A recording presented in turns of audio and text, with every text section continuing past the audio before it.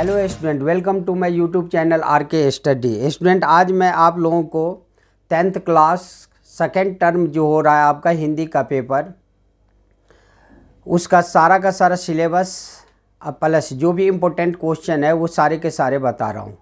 सबसे पहले second term में जो सिलेबस आ रहा है 2021-22 में, तो फर्स्ट बुक देख लीजिए। फर्स्ट बुक में सबसे पहले क्षितिज है, मैं पहले से लिख के रखा हूँ, क्षितिज भाग 2। इसमें गद्य में जो है सो 4 प्रश्न आएंगे 2 नंबर का। इस हिसाब से आप देख लीजिए 8 नंबर का ये हो जाएगा। काव्य से 3 प्रश्न 2 नंबर का आएगा, इस हिसाब से ये हो गया आपका 6 नंबर का।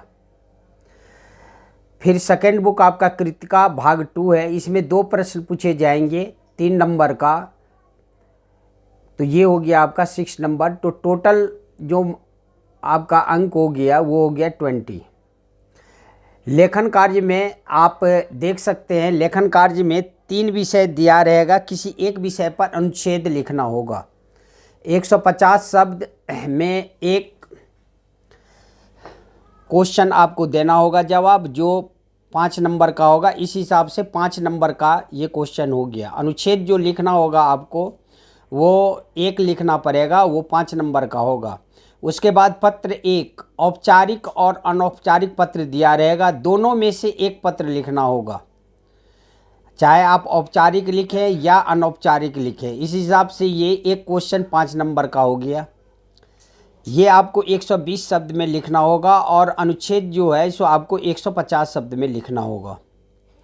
2 विज्ञापन दिया रहेगा और 2 विज्ञापन आपको करना है। 2 दिया रहेगा, 2 करने भी होंगे। 50 शब्द में कम से कम आपको लिखने हैं, 50 शब्द से ज़्यादा नहीं होनी चाहिए। प्रत्येक 2.5 अंक का होगा, इस हिसाब से 2 लिखने हैं तो 5 अंक हो गया आपका।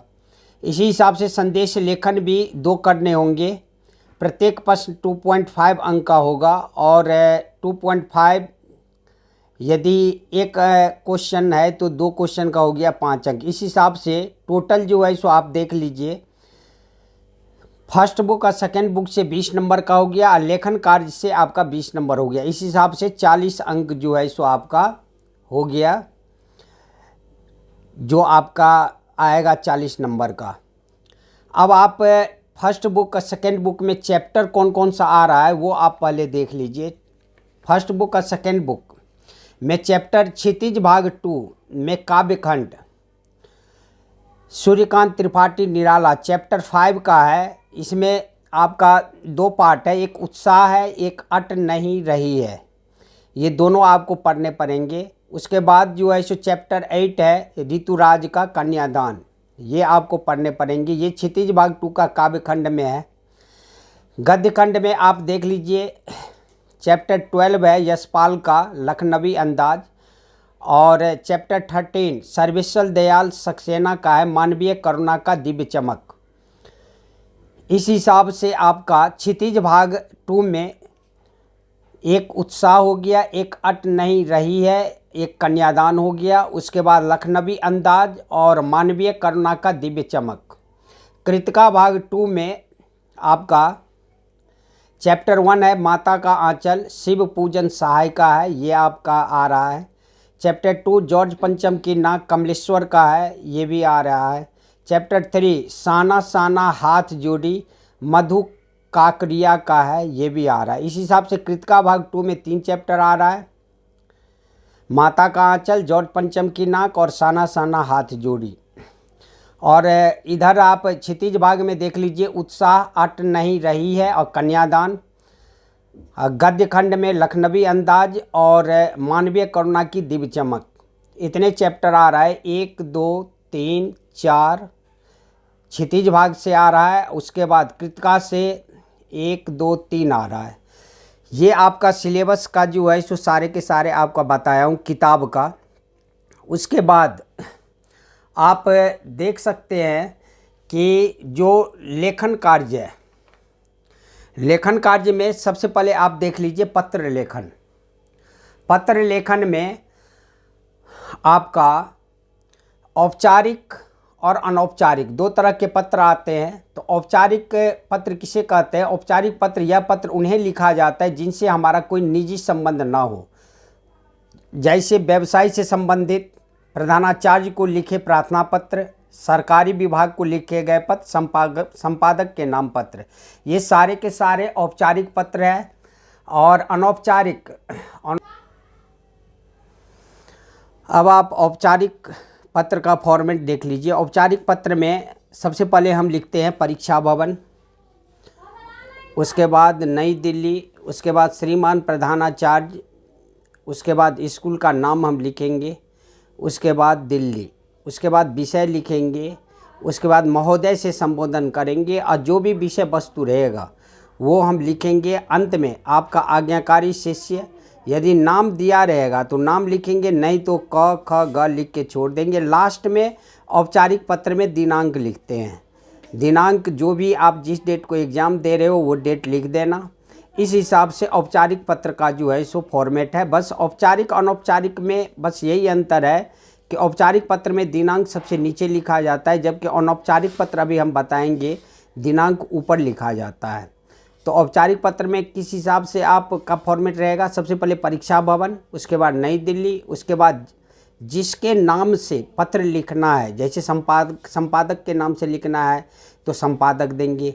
यहाँ पे प्रधानाचार्य है तो हम श्रीमान प्रधानाचार्य के नाम से स्कूल का नाम, उसके बाद दिल्ली, उसके बाद विषय, उसके बाद महोदय, उसके बाद जो भी सब्जेक्ट रहेगा वो लिखेंगे। अंत में आपका आज्ञाकारी शिष्य क ख ग, उसके बाद दिनांक जो भी रहेगा वो लिख देंगे। अब हम अनौपचारिक पत्र आपको बता रहे हैं। अनौपचारिक पत्र किसे कहते हैं? यह पत्र उन्हें लिखा जाता है जिनसे हमारे खून का संबंध न हो। जैसे भाई बहन को खून का संबंध हो, जैसे भाई बहन का लिखा जाने वाला पत्र, पिता को लिखा जाने वाला पत्र, ये सारे के सारे अनौपचारिक पत्र है। यानी अनौपचारिक पत्र का मतलब ये ब्लड रिलेशन को यदि हम लिख रहे हैं तो उसे ही अनौपचारिक पत्र कहते हैं। तो अनौपचारिक पत्र का फॉर्मेट क्या है? सबसे पहले परीक्षा भवन, उसके बाद जो है आप नई दिल्ली लिख सकते हैं, दिल्ली लिख सकते हैं, उसके बाद दिनांक। हम पहले भी आपको बताए थे औपचारिक पत्र में दिनांक नीचे लिखा जाता है, जबकि अनौपचारिक पत्र में दिनांक ऊपर लिखा जाता है। उसके बाद जिसके नाम से पत्र लिखने हैं उस हिसाब से हम लिखेंगे। जैसे हम लिख दिए प्रिय मोहित, उसके बाद जो भी टॉपिक रहेगा वो टॉपिक, उसके बाद तुम्हारा क ख ग घ, अगर नाम है तो नाम लिख देंगे, नए नाम है तो क ख ग घ लिख देंगे। इस प्रकार अनौपचारिक पत्र और औपचारिक पत्र का फॉर्मेट मैं आपको बताया। अब हम आपको विज्ञापन और संदेश भी बता देते हैं, जो कि 100% आएगा ही। ये भी पत्र लेखन भी 100% आएगा। 3 औपचारिक और अनौपचारिक 2 प्रश्न आपका दिया रहेगा, उसमें से एक आपको करने होंगे पत्र लेखन में। अब हम आपको संदेश बता रहे हैं, जो कि संदेश आएगा ही किसी भी हालत में। तो संदेश भी 2 आएगा और विज्ञापन भी 2 आएगा। तो संदेश में देख लीजिए, जैसे जन्मदिन पर शुभकामनाएं संदेश यदि लिखना हो तो सबसे पहले तो ये समझ जाइए ये ब्रैकेट में होगा। आपकी मर्जी है, कोई ना कोई जो है सो यदि अच्छे से अच्छे जो आपका यदि दोहा टाइप का हो तो वो यदि लिख दे तो बहुत अच्छी बात। तो इसमें हम जो लिखे, तुम जियो हजारों साल के दिन हो 50,000।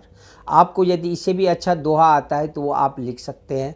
उसके बाद दिनांक लिखते हैं, तो दिनांक में हम 23 मार्च 2022 दिए हैं। उसके बाद समय लिखते हैं 12:04 AM, क्योंकि ये जो है सो रात के 12:04 AM की बात हो रही है। उसके बाद प्रिय मित्र करण, जन्मदिन की हार्दिक शुभकामनाएं, तुम दीर्घायु हो, स्वस्थ रहो और जीवन में निरंतर उन्नति के मार्ग पर अग्रसर रहो, यही मेरा ईश्वर से प्रार्थना है, रमन। इसका मतलब ये हो गया कि आपको संदेश जो लिखने हैं, संदेश घुमा फिरा के नहीं लिखा जाता है, पॉइंट टू पॉइंट जो जिसके लिए संदेश लिखा जाना चाहिए वही होनी चाहिए, मेन पॉइंट। उसके बाद दूसरा आपका, हम होली की बधाई संदेश लिखे हैं। जैसे सबसे पहले इसमें दिनांक, उधर भी आप दिनांक लिखे थे, तो दिनांक 18 मार्च 2022। उसके बाद समय 2:30 PM। प्रिय अर्जुन, होली के पर्व आपके जीवन में खुशियां ला दे, सुख शांति और प्रसन्नता आपके जीवन में आ जाए। मंगल कामना के साथ आपको सपरिवार होली की हार्दिक बधाई, रमन। इस हिसाब से जो है सो आपका दो हम आपको संदेश बताए हैं, एक जन्मदिन पर शुभकामनाएं संदेश, एक होली की बधाई संदेश। तो इसमें संदेश में आप देख लिए होंगे कि इसमें सबसे पहले हम दिनांक लिखते हैं, उसके बाद समय, उसके बाद जो सॉल्यूटेशन होता है वो आप लिख दीजिए, और जो मेन पॉइंट है वही बस हम लिखते हैं। तो दो संदेश आपको बताए, उसके बाद आपको